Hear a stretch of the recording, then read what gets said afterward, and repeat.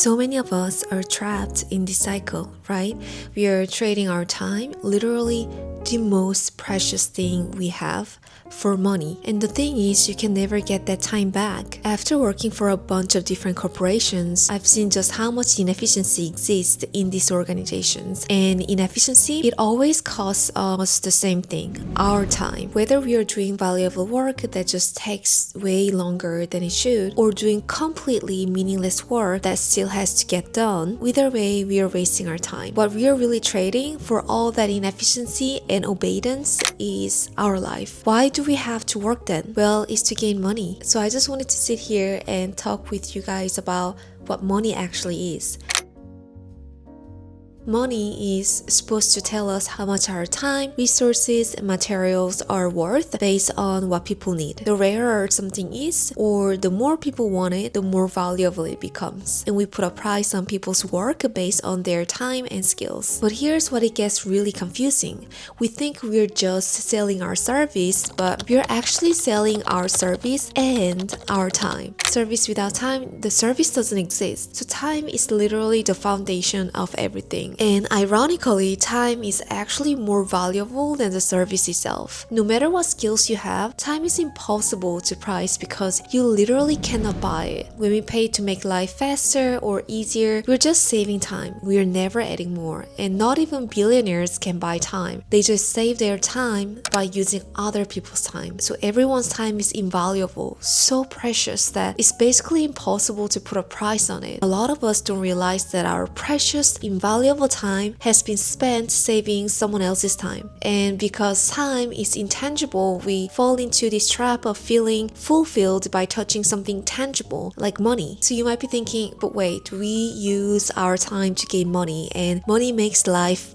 better, right? Yes, I'm not going to say something cliche like money can't buy your happiness. Money absolutely can make life easier, and they can be connected to happiness, but at the expense of your actual life, is it really worth it? Let me give you a thought experiment, and this is how I got my answer from the question. Warren Buffett, the guy's worth an estimated 147 billion. Insane, right? And a lot of people love to have that kind of money, but it took him decades to build that wealth. He's 94 years old today. Actually, let me just double check.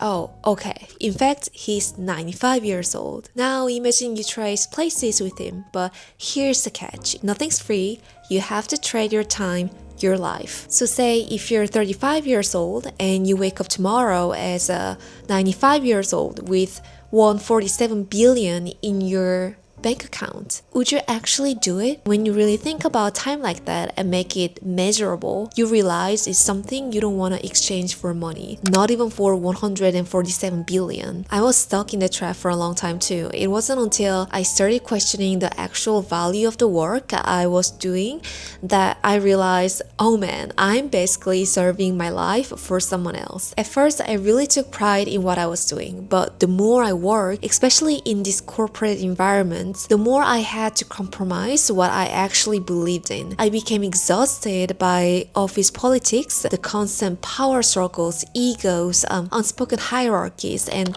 lack of honesty. I started asking myself, is this really why I choose this work? Why did I even choose this path? And that's when it hit me. I wanted to do what I actually believe in. I wanted to create things I truly value. How could I stop working for things I don't even have faith in? I was honestly confused for a while. Then one day, just a totally normal, boring day, I was driving home from the grocery store listening to a podcast. And that's when it just clicked. The host of the podcast I was listening to threw out this question. If you're not really convinced about what you're doing, but you're just okay with it, or maybe too scared to do anything about it, ask yourself, do I want to do this for the rest of my life? My answer? No, absolutely not. Unfortunately, we can't just stop working, right? We got bills to pay, foods to buy, families to take care of. And honestly, these things haven't gotten easier. They've gotten way harder for our generation. Whether you're in South Korea, France, Canada, or pretty much anywhere else, you need serious money to buy a house. And if you don't have that big chunk of money up front, you're basically trading 20 to 30 years of your life to pay it off. So how do we actually break free? Not just from the whole house buying thing, but from from this entire cycle of bills and constant work, I realized I needed time to stop working but still able to afford life. That way I could actually spend time doing something meaningful, something I love. I started digging into why. Why are we in this trap? Why can't we just get out of the 9 to 5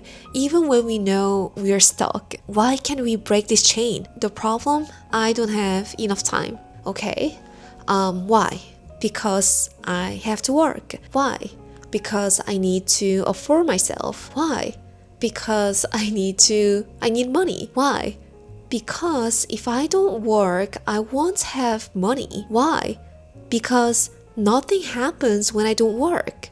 There it is. Nothing happens when I don't work. Everything I worked for didn't compound.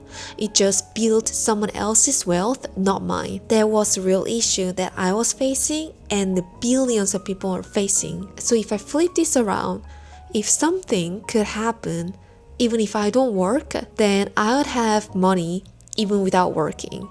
Then I wouldn't need to constantly chase money but could still afford life. Then I wouldn't have to work and I'd actually have enough time. Compounding assets. That's the key. Assets that work for you even while you're sleeping. Like I said earlier, we can only save time either by paying someone else's time and service or by optimizing our own. If we can't afford to buy someone else's time, then we need to start by optimizing our own and building assets that compound and run on their own. That's the way to do it.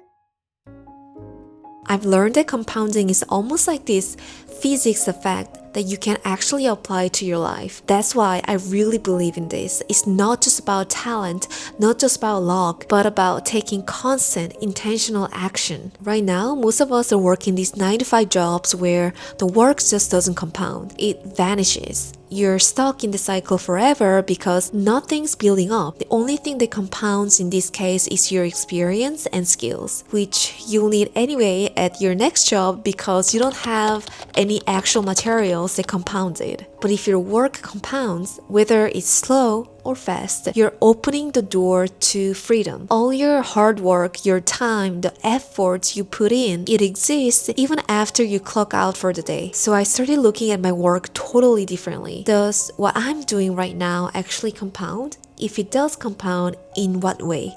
In which form? Does it open up a path for me to be independent and build my own foundation? If the work we are doing doesn't compound, then we're just stuck working for someone else. We stay dependent on their resources until one day we wake up and realize we didn't have enough time to spend with our family and friends on our hobbies and passions. It really comes down to how do I want to spend time? So I'm trying to figure out how to stop trading off our life, stop using our life just to temporarily gain money that throws us right back into this cycle. I'm trying to figure out how to just actually live our life where money isn't this huge expense but just flows naturally through the way we live. We're just by following our hobbies, our happiness, our passions, we can keep living without constantly worrying about money. I'm talking about actually living off your passion. How? Honestly, I'm not entirely sure yet, but like I promised in my previous videos, I'm going to experiment with this in my own life and share everything with you guys. I've only touched on this briefly before, so I really wanted to sit down and share the deeper thoughts behind why I'm doing this.